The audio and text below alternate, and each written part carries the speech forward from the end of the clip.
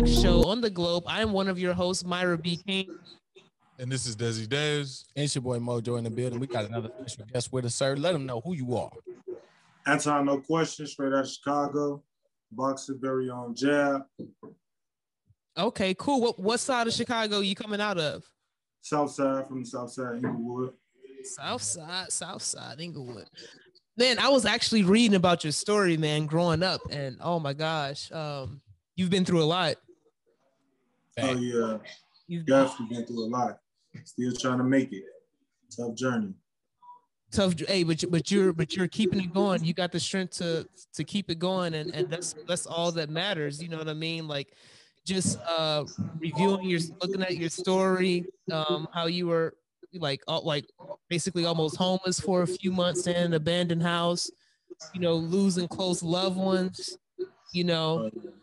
just that takes strength to endure, to overcome that. Yeah, I mean, and you said you was wearing 4 pair of pants to sleep that night. Oh yeah, definitely. Hey, those man, just hearing that, just hearing somebody else say that to tell my story, man, it's dope. It's touching because it's like real life. Because that's when in my younger times when I was telling those stories, people thought I was, since I had such good energy, people really didn't believe what I was going through. Like I never really wrote what I was going through on my sleeves, so it was kind of pretty much hard to believe on the outside. But those were true stories, man. Sleeping, just trying to make it. You got any? You got a TV going on in the background or something like that? You hear? You see? Yeah. That's upstairs. I tried to go downstairs. Okay. Oh, okay. Well, you know what? We'll go through it. Come on. Hey, we'll go through it. But now, yeah, I mean that, to hear that come from you, like you said, to hear people say that they not even took it that serious because you have such a positive vibe. I mean, you do give off good energy, and you seem like you've never been. I ain't gonna say you've never been through. Obviously, everyone does, but it doesn't seem like you've been through what you've actually been through. Right. Oh yeah, definitely. I've been through a lot. Still trying to push through it. You know what I'm saying? I got a lot of good things coming up in my life, but nothing come easy. So I just keep that same energy and keep driving forward. So what keeps you driving forward, man? Because just going back to the situation with this, you didn't have hot water, did you? There? No hot water. I was living in a abandoned home. Well, I had a good home, but it went into foreclosure. Like the bank had bought our property. Yep. Like illegally. So it was like the house went into foreclosure, but we ended up getting a check for it later on. But that went through court, so it was a year down the line. So we was like homeless for like a year. And it was just like a hard time. But I was an elite athlete going through everything I was going through, and I just didn't want to fold. I had like little brothers and sisters looking up to me, got family, and I was always like, I had talent. I was always talented, so I didn't want to give up on my talent just because I was going through something. You know what I'm saying? And then even though I was going through that and still progressing in sports, and so it just kept me with a good mind, and you know what I'm saying, got me on the journey that I'm on now. Just never give up, keep fighting, and you know what I'm saying, I'm gonna stay on the road until it pays off. How did you know you want to box? Honestly, I used to box when I was a kid, but that was never my favorite sport. I always was like a football player. I played every sport, wrestling, I did every sport, basketball. I played everything, but boxing, when I went to college, I got kicked out of college for fighting. I was going through a lot in college, barely having money and stuff like that. Just the college stories, and got in a fight, got kicked out, and for fighting. And I'm like, man, every time I get a good opportunity, I mess it up for fighting. So I ended up coming back home, and I seen one of my old coaches. He was like a drug addict or whatever. Like, man, you used to box, man. You should start back boxing again. I started back boxing, won a tournament in 2 months, won the next tournament. And within 6 to 8 months, I was number 1 in Chicago, and I ain't boxed in 4 or 5, 7, 8 years. So I just stayed on that journey, tournament after tournament. And I told myself, since I didn't go to college, I'm going to do 4 years in college. I'm going to do 4 years boxing, in the amateurs, just like I would have did in college. And then now, 4 years later, I'm going to be a professional. So it's I still did my 4-year time. So now I'm going to make my pro debut. So what pro debut weight class? Yeah. 140. Yeah, welterweight. Now, okay. For a lot of people that don't know, like growing up Inglewood is, you know, a rough side of Chicago. You know what I mean? You got gang, you got violence. And then also I was reading about something that your father was also a gang member. Oh yeah, So, but it seems like he also he didn't want you to go that route. Hey, this your boy Desi Dez. And it's your boy Mojo. And if you like what you are seeing so far, make sure you like, comment, and subscribe to the page. Please. And if all else fails and you like what you talking about as far as this merch-wise, baby, hit us up. You know what I'm saying? Check us out on YouTube or Instagram or Facebook at TwistedYounginz with a Z. You know what I'm talking about? Make sure you give us an email at TwistedYounginz@gmail.com for all promotions. Where's it at TwistedYounginz@gmail.com? Yes, sir, with a Z. And also, if y'all don't like what you see right now as far as merch-wise, we got more merch, and we also do merch. Do your merch, Send us in a we couple support designs. everybody. Yeah, and we do promotional packages, interviews, videos, articles, whatever you guys need, man. Just make sure you hit us up. Holla at you, baby. Oh yeah, my father, he did everything in his power to ensure that I didn't go through the same roads he went through. So I never really had to do those type of things because he had the street recognition and everything like that. I never had any problems with none of that, and he made sure that all I had to worry about was playing sports, going to school. I never had to deal with any of that. So he did his thing to ensure that. Yeah, no, absolutely. I read somewhere where he said you was fighting all the time in middle school, man. So you was a brawler. Oh yeah, I was fighting every day. I had fighting every day in high school, elementary school. I had that mentality. We was going through a lot. We was, you know what I'm saying, we was really from the hood. I grew up in the hood, in the streets. So it was still tough, but he made sure I didn't have to worry about being, you know what I'm saying, in the streets. So I got to go bang up, got to go put in work or do anything like that. He already was, you know what I'm saying, solidified in the streets. So, you know what I'm saying? I mean, you're a two-time Golden Glove champ. I mean, you got an 8-4 record per se. Three times. Correction. Go put some respect on your name out here. Let me know. Three-time champ out here in Chi-Town Finest. Okay. And I mean, like I said, even with your record, you know, I do my digging and I look at your record and people will say, oh, well, he's in the middle of the pack. I feel like they kind of set you up coming out the gate because you had a bunch of fights. I'm looking at your fights. One dude you fought, hell, he was 2011 when you fought him. You was only like 7 fights in. Oh no, really what it is, I don't know what's wrong with I had 100 amateur fights. Yeah. I had 100 amateur fights, but when you look it up on my amateur box record says I was only 8-4. I had way more than 11 fights. I had over 100 amateur fights. I was 97 and 11 as an amateur. Oh, wow. And see, that's what I'm saying. That's what they're not telling you. That's what I said. Yeah, I had a lot of local fights though. Like in Chicago, I fought a lot in Chicago. So the only fights that goes on there is the national. When you go into a sanctioned USA boxing, and that costs money. Like I told you, I was in the hood. I really couldn't go. If you go to a national tournament in California that gets you the recognition, gets you the rank, that's $3,000, $4,000. You got to get a hotel, plane ticket. You don't know when you coming back, food. You know what I'm saying? So, and most of the time, I brought it up because I want them to notice. I brought it up because I don't want somebody to look you up, look at that 8-4, and be like, "Oh, well, he's just middle of the pack." And like you said, no, there's actually numbers before that you have to for. Oh yeah, and in those fights, I was fighting national. Like when I went to the Olympic qualifiers on those records that you see, I fought the number 1 seed, the dude who was picked to win my first day in the tournament. I upset the whole tournament. I beat the number 1. So I was fighting a lot. My back was against the wall. Since I didn't, like, when you look me up, when they put me into the tournament, I'm 8-4. So they thought they was gonna put me against the number 1 seed so he can buy out. He ain't fighting nobody. They thought I was a nobody. And I upset. So I had a lot of upsets. I was like the underdog a lot. So now, how do you feel about the way the turn the sport of boxing is taken now? You can keep talking. We're going to change. You can if the screen goes out, keep talking. We can definitely still see you. But how do you feel the way that the sport of boxing is taking a turn now? You know how you have Triller now. You got YouTubers coming in fighting, and for the actual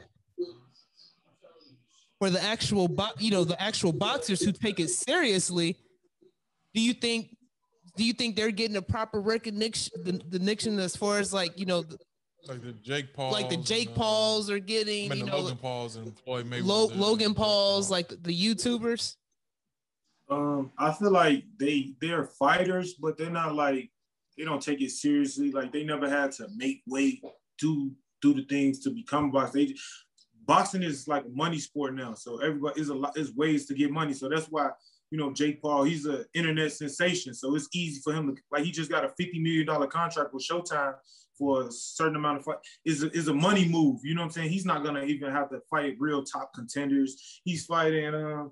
It's just a money move. So if it's for the money, it's for the money. But I love the sport of boxing. I love the way it's going now. There's a lot of up and coming prospects like myself. So I respect him, as, you know what I'm saying, for anybody who gets in the ring, I respect him for getting in the ring, but I don't think he stands the chance with the Floyd Mayweathers, the people who really had to come up and really know boxing. I don't think he's going to take those type of fights. Now, do you think the people who actually eat, breathe, and live boxing, why do you think that some of them hold out? They don't want to kind of like fight certain people. You know what I mean? Like it doesn't, like, we can't get the fight. Are they like, trying to save themselves? But yeah, like we can't, like it's not being entertaining now because everybody, I'm not talking about you or speaking on everybody in the sport of boxing, but it seems like they want to hold out. You know what I mean? Like it's slowly not becoming entertaining. Like people want to keep their belt. They want to fight the people. Keep their 0, keep their O, stay undefeated.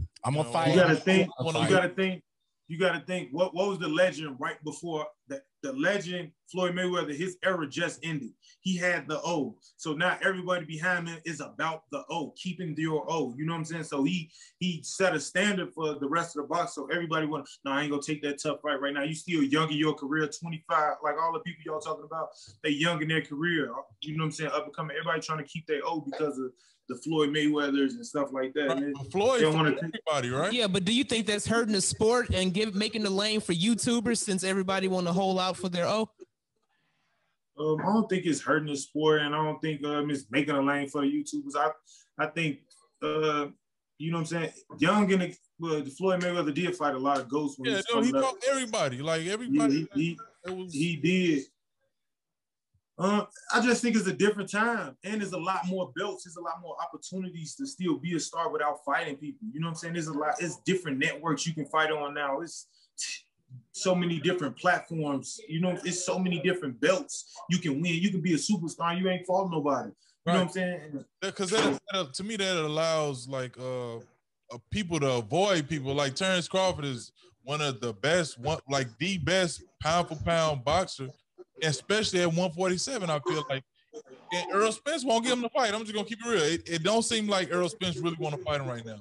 It seems like he's gonna wait till this man is old, till he's about 37, 38, and then start calling him out, start talking crazy to him. Do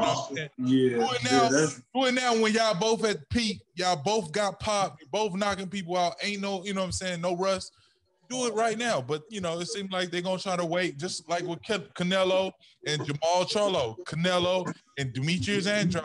I mean, he don't want to fight Pacquiao. them. He avoiding the black fighters. It seemed like he'll fight the Mexican and European fighters, but he will not fight the black fighters. And then like WBC, they just allowing them to avoid them. Like, you know what I'm saying? Like that's some racism stuff in boxing, bro. They trying to keep Canelo safe, bro.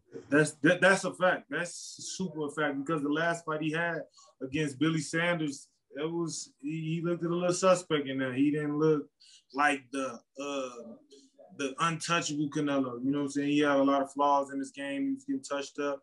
And there's a lot of contracts these fighters in, like Terence Crawford. He's trying to get out of the contract he's in, and it ends this year. I was just talking to him about, you know, he was in training camp for the Pacquiao fight before Earl Spence even got it. You know what I'm saying? He was supposed to get that fight first. I'm out here in Colorado Springs with Terence Crawford now. He's supposed to got that fight, and it didn't happen. And then a week later, Earl Spence and Pacquiao is official. You see what I'm saying? So he's trying to get out of that contract now. That's good, because he beats both of them. He'll knock Pacquiao and Earl Spence out. He's my pound for pound right now. I mean, if we're talking skill and fundamental, give me a couple boxers that you seek that out for. We talking about fundamental of the game, skill and defense. Who are some fighters that you seek that out for? like that's active in the sport now. It doesn't have to be active. It could be active, deactive, just as far as like you. My favorites, basically, that's you saying. Yeah. Well, actively, I'm gonna start with actively. Actively fighting right now, I say my Terence Crawford, Shakur Stevenson. Those are my top two guys that I watch. They measurements, distance, range, precise punching. That's the type of the skill and the set that I like. You know what I'm saying? Inches, boxing, and I'm not really into the brawling type. I like smart boxers. They use their brain, it ain't got to be a brute sport all the time. But all time, I like Pernell Whitaker. I like Floyd Mayweather. I like Willie Pep, Muhammad Ali. I just like skillful fighters that use defense, offense, use their offense with their defense, and just transition and don't take a lot of punches. Try to make it out. Because boxing is a brutal sport, you know? Oh, you gotta make it out. I thought about the guy that passed away that was from Chicago when he passed away in the ring. Does stuff like that scare you? I wouldn't say it scared me because you know what I'm saying, when you know what you signed up for. So, and I've been through a lot in my life, like you said already. So it's like I'm fearless. You know what I'm saying? I know what I signed up for. Is a group sport. Is the best man win. You know what I'm saying? It comes with the sport, but I definitely don't want to see none of that happen. You know what I'm saying? I want to shake hands after. It's a crazy sport. You got to beat someone half to death and shake his hand and say you love him after. You know what I'm saying? So it's crazy. Yeah, no, I mean it is. So is there any fight that you want specifically coming out? Now you're about to have your first pro fight, but if you could have any fight calling out right now, who would you want to fight? I wouldn't calling out.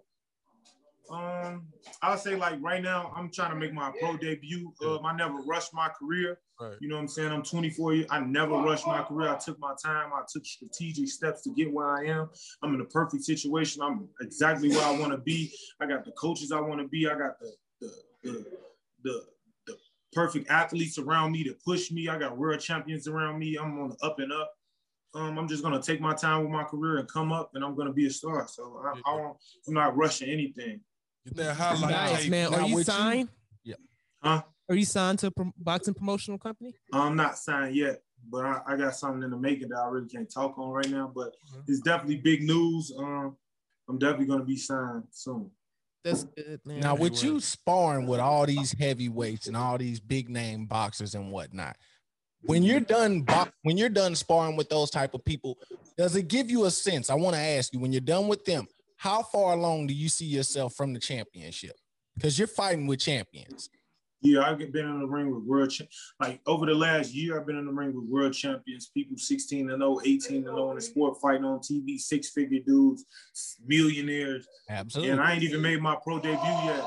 And I always told myself, I've never been in the ring with someone who showed me that I don't supposed to be here. So just being not on their level, but on their level, like not on their level, meaning like not on the TV, not getting the money they get, not actively in the sport yet as a professional, but just coming up, I see myself making a mark, and I'm really having an era in boxing, like people knowing my name, having fans, really making a mark in the boxing game. Okay. Now, you say you're getting ready to gear up for your debut soon. Like, how do you feel about that? Like, I'm super excited, man. I always told, like, even as a kid, like, even though I didn't see myself being a professional boxer as a kid, like I used to box, I played a lot of sports. The main thing that I wanted to do was just be a professional athlete. So just to get paid to work out and compete, doing things I love, is just going to take me to another level. And then I'm, like I said, again, I got the coaches I want. I got the people, the athletes, the other boxers that believe in me, around me every day. I see myself really making a statement in boxing, like having a real era. Like I'm really excited about my pro debut. It's coming up. I ain't got an official date yet, but it's in the works. I got talking to promoters, I'm just excited. I love what I'm doing. You watch that boxing match, Taylor versus Ramirez? Oh yeah, Josh Taylor. That was the best I seen Josh Taylor. I seen Josh Taylor when he fought what's his name? The number 3. Regis, yeah. When he fought Regis. Yeah. You know, Regis out of Houston. I live in Houston now, out there at J. Prince Boxing Gym. And Regis is out there. When he fought Regis, I was seeing Regis get ready for his fighting. So when he fought Josh Taylor, I was super excited because that's my weight class. That's my division. And Josh Taylor was number 1 and Regis was number 3 at the time. So I was super excited seeing it. But Josh Taylor definitely impressed me. Yeah. But I don't see him staying at 140 for a long time because he kind of looked like he was kind of tired. He was holding a lot. And then after the fight, he said he was probably going to go up to 147. So. Hey, is it just me or he was hitting him behind the head a lot? Yeah, behind the head. I think he pretty much had him. He was getting caught, though. I mean, a couple of them times he got caught. Yeah. I'm not saying he win, but it looked like he was aiming. It looked like that's part of his strategy or something because he just kept swinging behind his head. I mean, you know, Mike Tyson. Rabbit punching. You know. How do you feel about the fight coming up with Tyson Fury and Deontay Wilder? Those are 2 of the best heavyweights in the sport of boxing right now.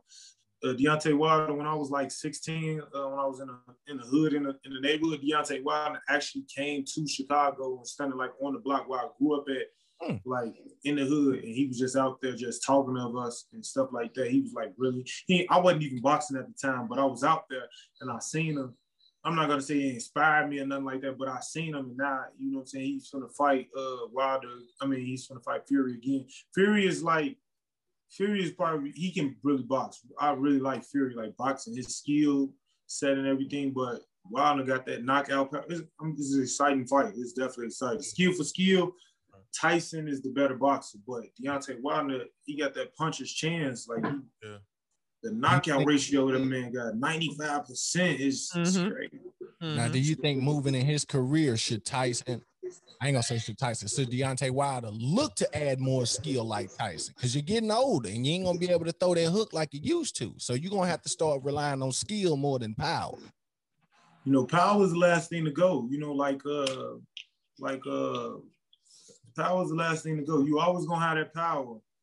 But I think he definitely needs some more skill. So like his last fight that he lost, Mayweather tried to start training him and try to give him a training, try to give him some skill, because I think that's really all he needs is a little more skill to his game, and he'd be probably. It's a little stiff, you know. You gotta get a little limber, you know. Need some duck and bob and weave, baby. Can I get your top 5 pound for pound right now?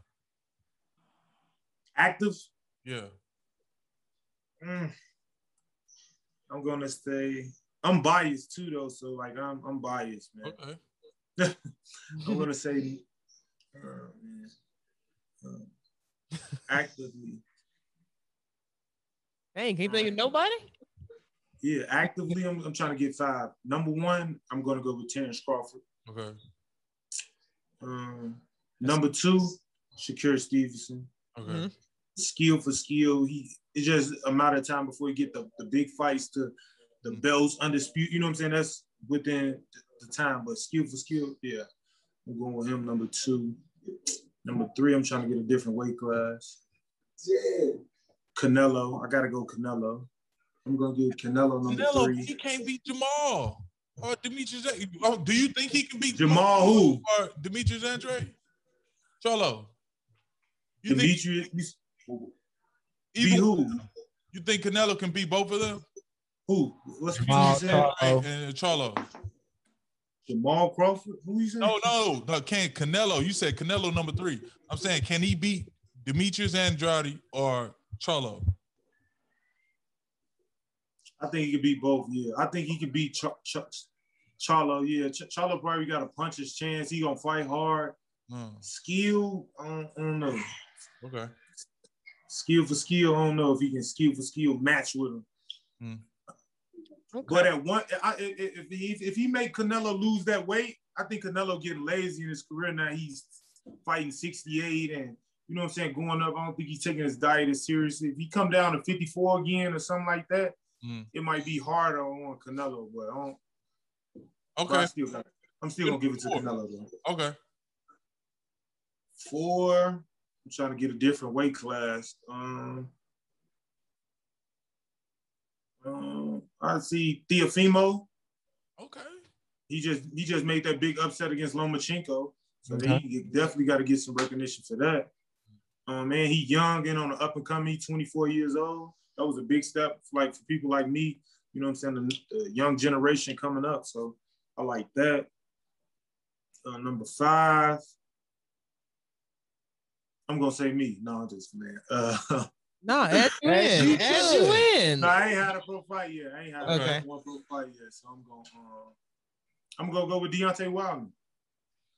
Okay.